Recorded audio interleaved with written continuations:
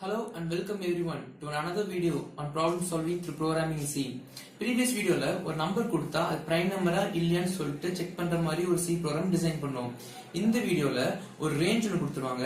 அந்த ரேஞ்ச்ல இதுக்குடைய prime numbers display பண்ண போறோம். ஃபார் எக்ஸாம்பிள் 9 ஒரு ரேஞ்ச் எடுத்துப்போம். Obviously prime number starts from 2. So 2 ல இருந்து 9 வரைக்கும் இருக்க prime numbers display பண்ணும். That is the problem that we are going to solve in this video. First இந்த problem சால்வ் பண்றதுக்கான லாஜிக் எக்ஸ்பிளைன் பண்ணலாம். அடுத்து அந்த லாஜிக்கை எப்படி C ப்ரோக்ராம்ல இம்ப்ளிமெண்ட் பண்றதுன்னு பார்க்கலாம். So first once you understand the logic, coding is easy. So logic explain பண்றதுக்கு கொஞ்சம் நிறைய டைமும் coding எக்ஸ்பிளைன் பண்றதுக்கு கொஞ்சம் டைம் எடுத்துக்கலாம். Let's move to the logic. Let us consider the range to be 9. Obviously prime numbers start from 2. So 2 ல இருந்து 9 வரைக்கும் இருக்க நம்பர்ஸ் கன்சிடர் பண்ணாலே போதும். So 2 3 4 5 6 7 8 and 9. So 2 ல இருந்து 9 வரைக்கும் இருக்க ரேஞ்ச்ல இருக்க prime numbers டிஸ்ப்ளே பண்ணும். That is the problem. So each and every number must be divided by series of numbers. And the numbers எப்படி இருக்கும்னா it must be greater than 1, less than that particular number and not the same number. அதாவது இப்ப 9 சில series of numbers ஆல divide பண்ணும். அந்த series of numbers எப்படி இருக்கும்னா 1 விட பெருசா இருக்கணும், 9 விட சின்னதா இருக்கணும் and 9 இருக்க கூடாது. அப்படி என்ன நம்பர் சொல்றோம்னா 1 விட பெருசா இருக்கணும். So 2 and 3 4 5 6 7 and 8. So 8 க்கும் அதே மாதிரி தான். So 8 க்கு சில நம்பர்ஸ் ஆல டிவைட் பண்ணும். அந்த நம்பர்ஸ் வந்து 1 விட பெருசா இருக்கணும், 8 விட சின்னதா இருக்கணும் and 8 இருக்க கூடாது. So 2 3 4 5 6 and 7. So same goes for all the numbers. 7 க்கு அதே மாதிரி தான். 2 3 4 5 and 6. 6 க்கு அதே மாதிரி தான். 2 3 4 and 5. 5 க்கு 2 3 and 4. 4 க்கு 2 and 3, 3 க்கு 2 and 2 க்கு எந்த நம்பர் வராது. ஏன்னா நம்பர் வந்து 1 விட பெருசா இருக்கணும், 2 விட சின்னதா இருக்கணும் and 2 இருக்க கூடாது. So 1 விட பெருசா இருக்கணும் 2, but 2 இருக்க கூடாது. So obviously 2 க்கு எந்த நம்பருமே வராது. So இந்த நம்பர்ஸை டிவைட் பண்ணி சொல்லிட்டு அந்த டிவைசஸை ஃபிக்ஸ் பண்ணியாச்சு. இப்போ பிரைம் நம்பரோட டெஃபினிஷன் என்னன்னா ஒரு பிரைம் நம்பருக்கு மேக்ஸிமம் 2 ஃபேக்டர்ஸ் தான் இருக்கணும். அதாவது ஃபர்ஸ்ட் ஃபேக்டர் வந்து 1 and second factor the number itself.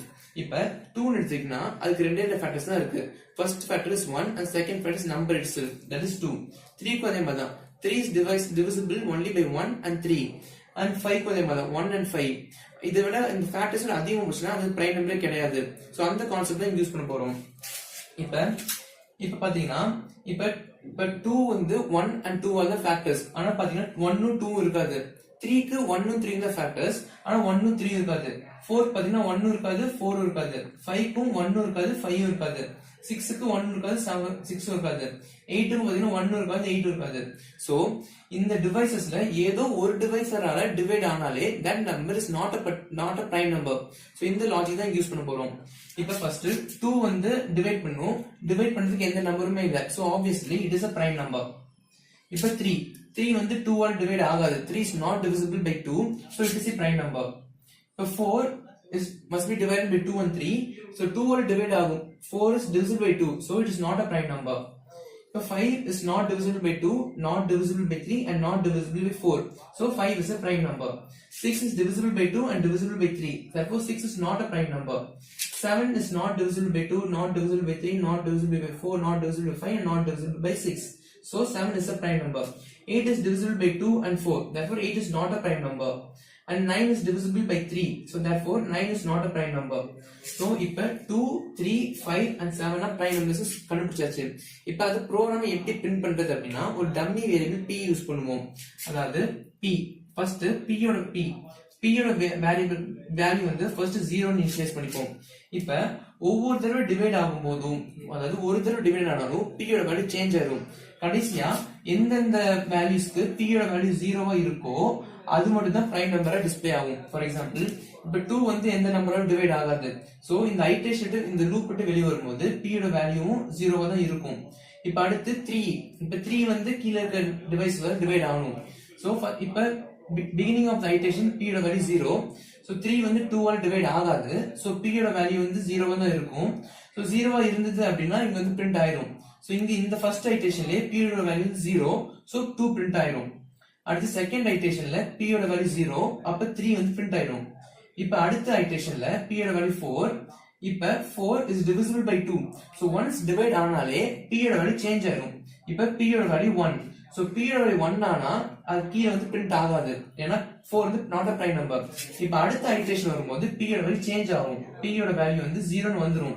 அப்படி p யோட வேல்யூ சேஞ்ச் ஆகல அப்படினா though 5 is a prime number அது வந்து பிரிண்ட் ஆகாது. ஏன்னா 0 இருந்தாதான் அது பிரிண்ட் ஆகணும்னு சொல்லிட்டு நம்ம போட்டுருக்கோம். ஏன்னா 0 இருந்தா இட்ஸ் a prime number, 1 இருந்ததுனா it's not a prime number. So p யோட வேல்யூ 0 ன்னு ஆயிடும். இங்க p யோட 1 இருந்தாலும் அடுத்த ஐட்ரேஷன் வரும்போது p யோட வேல்யூ 0 சேஞ்ச் ஆகும். இப்ப 5 is not divisible by 2, not divisible by 3 and not divisible by 4. So இந்த p யோட வேல்யூ 0 அது அப்படியே தான் இருக்கும். சோ p யோட value 0, so 5 is a prime number, 5 print ஆயிடும்.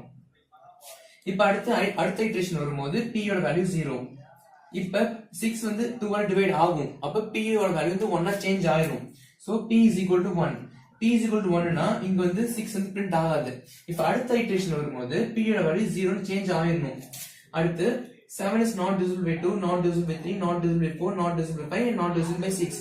So p யோட வேல்யூ அப்படியே தான் இருக்கும். p is equal to 0. So since p is equal to 0, 7 is a prime number and 7 is printed here. இப்ப அடுத்த ஐட்ரேஷன் வரும்போது p யோட வேல்யூ 0. இப்ப 8 is divisible by 2, so p யோட வேல்யூ சேஞ்ச் ஆயிடும்.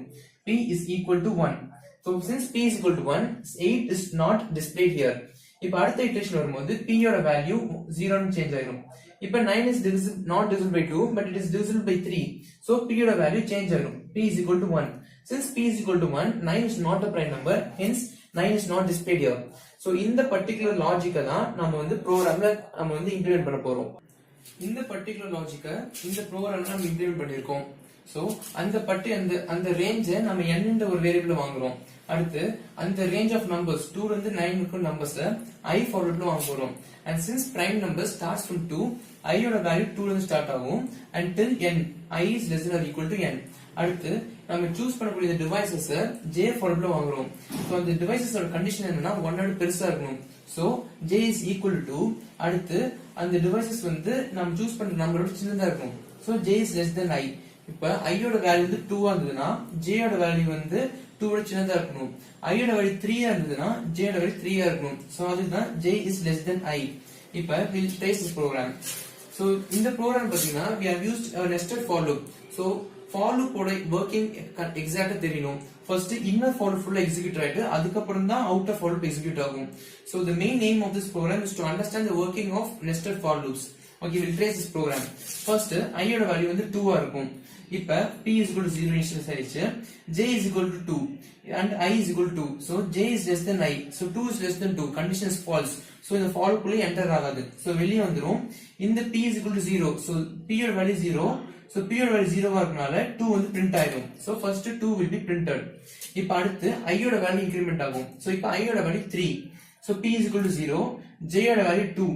3 is less than 2. Condition satisfy ஆயிடும். So இந்த for loop குள்ள வரும். 3 modulo 2.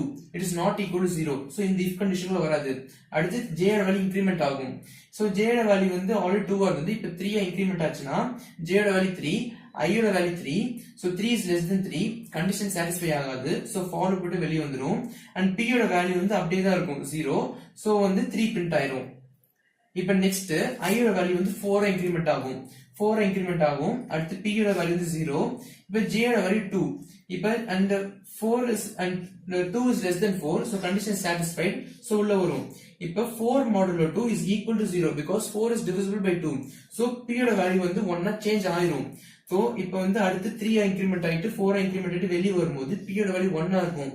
அது 0 இருக்காது. So 4 வந்து பிரிண்ட் ஆகாது. இப்ப அடுத்த ஐட்ரேஷன் வரும்போது p யோட வேல்யூ வந்து 0 ஆ நம்ம சேஞ்ச் பண்ணிரணும்.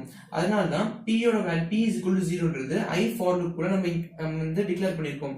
இதே இங்க p வந்து டிக்ளேர் பண்ணும்போது 0 ன்னு போட்டுட்டா இப்ப 4 ன்னு வரும்போது p யோட வேல்யூ 1 ஆயிடுச்சு. இப்ப அடுத்து 5 லூப்புக்கு வரும்போது p யோட வேல்யூ 1 ஆ இருந்ததுனா 5 வந்து பிரைம் நம்பர் இருந்திருந்தாலும் நமக்கு வந்து பிரிண்ட் ஆயிருக்காது. சோ அதனால தான் p is equal to 0ன்றது இங்க நம்ம டிக்ளேர் பண்ணாம இங்க for loop கூட டிக்ளேர் பண்ணிருக்கோம். சோ இப்ப அடுத்த லூப் வரும்போது இப்ப I யோட வேல்யூ வந்து 5 ஆ இருக்கும். மறுபடியும் p யோட வேல்யூ வந்து 1 ஆ இருந்தது. இப்ப 0 ஆ மாறிரும். இப்ப j யோட value 2. So and if 2 is less than 5 condition satisfy ஆயிரும். 5 mod 2 is not equal to 0. So p யோட வேல்யூ 1 சேஞ்ச் ஆகாது. அடுத்து 3 இன்கிரிமெண்ட் ஆகும், 4 இன்கிரிமெண்ட் ஆகும். சோ இது எதாலுமே வந்து டிவைட் ஆகாது. சோ p யோட வேல்யூ வந்து 1 சேஞ்ச் ஆகாது. p யோட வேல்யூ 0 தான் இருக்கும். சோ வந்து p யோட வேல்யூ 0 இருக்கனால 5 வந்து பிரிண்ட் ஆயிரும். சோ அடுத்து 6 ன்னு வரும்போது p யோட வேல்யூ வந்து 1 சேஞ்ச் ஆகும் because 6 is divisible by 2 and 3. So p யோட வேல்யூ 1 சேஞ்ச் ஆகும் and 6 வந்து பிரிண்ட் ஆகாது. அடுத்து 7 ன்னு வரும்போது 7 is not divisible by any of these devices. So 7 ஓட வேல்யூ 0 தான் இருக்கும். p is equal to 1 மாறாது. சோ வந்து 7 வந்து பிரிண்ட் ஆயிரும். சோ இந்த ப்ரோகிராமை எக்ஸிக்யூட் பண்ணா you will get the இந்த ப்ரோகிராமுக்கு நீங்க 9 n வந்து 9 கொடுத்தீங்கன்னா you will get the output as 2 3 5 and 7. So thus a C program has been implemented to print a prime numbers within a given range. Hope you would have understood how to print prime numbers within a given range. I'll meet you soon on my next video. Thank you.